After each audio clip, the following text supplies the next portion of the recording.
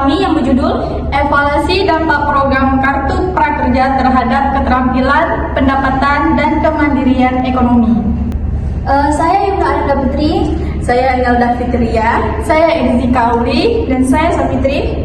Kami ingin mengambil judul dari evaluasi dampak Kartu Prakerja dalam keterampilan, pendapatan, dan kemandirian dari ekonomi, yang dimana terdapat pada program Kartu Prakerja yang merupakan salah satu inisiatif pemerintah Indonesia yang dimana bertujuan untuk meningkatkan kompetensi kerja masyarakat sekaligus untuk membantu daya beli terutama pada masa pandemi COVID-19. Program ini hadir sebagai respon terhadap meningkatkan angka pengangguran dan pekerja yang terdampak pemutusan global dari akibat krisisnya kesehatan. Secara umum, Kartu Prakerja ditunjukkan bagi 3 kelompok utama, yaitu pada para pencari kerja, pekerja yang terkena PHK, serta pekerja aktif yang ingin meningkatkan keterampilannya.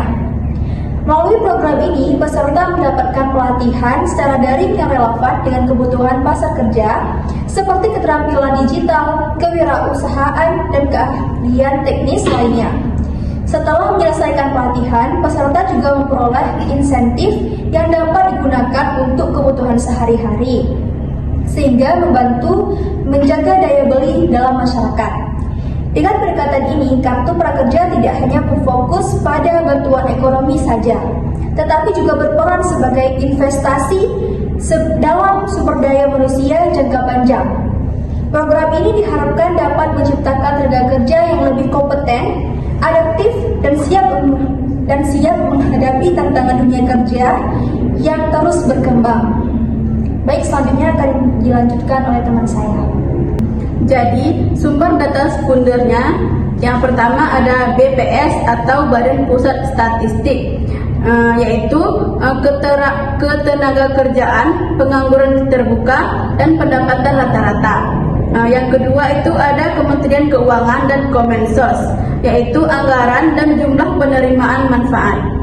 Selanjutnya akan dijelaskan oleh rekan saya. Baik, selanjutnya ada indikator evaluasi program Kartu Prakerja.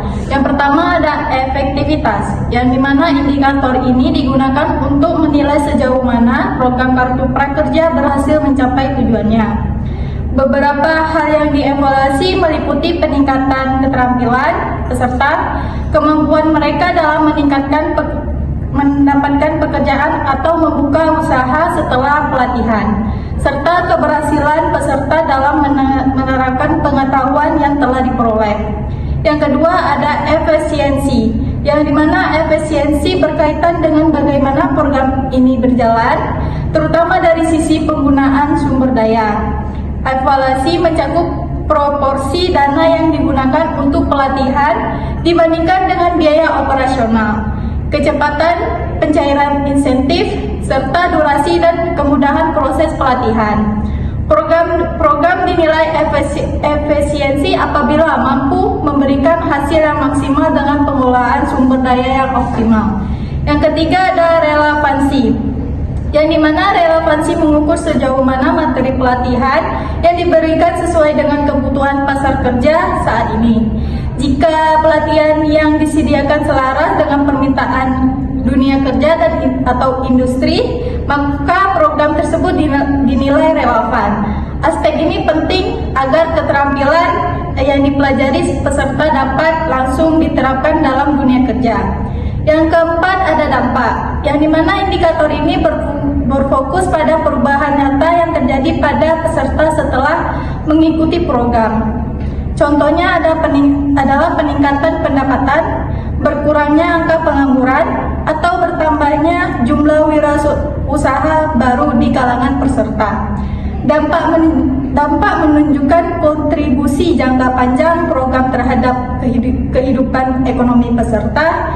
Dan yang kelima ada kepuasan peserta, yang dimana kepuasan peserta mencerminkan bagaimana pengalaman mereka selama mengikuti program, termasuk penilaian terhadap kualitas pelatihan, kemudahan mengakses platform, serta manfaat yang dirasakan. Tingkat kepuasan tinggi menunjukkan bahwa program telah memenuhi ekspektasi dan kebutuhan peserta. Baik, yang terakhir itu ada hasil evaluasi pelatihan pada tahun 2023 menunjukkan dampak yang positif.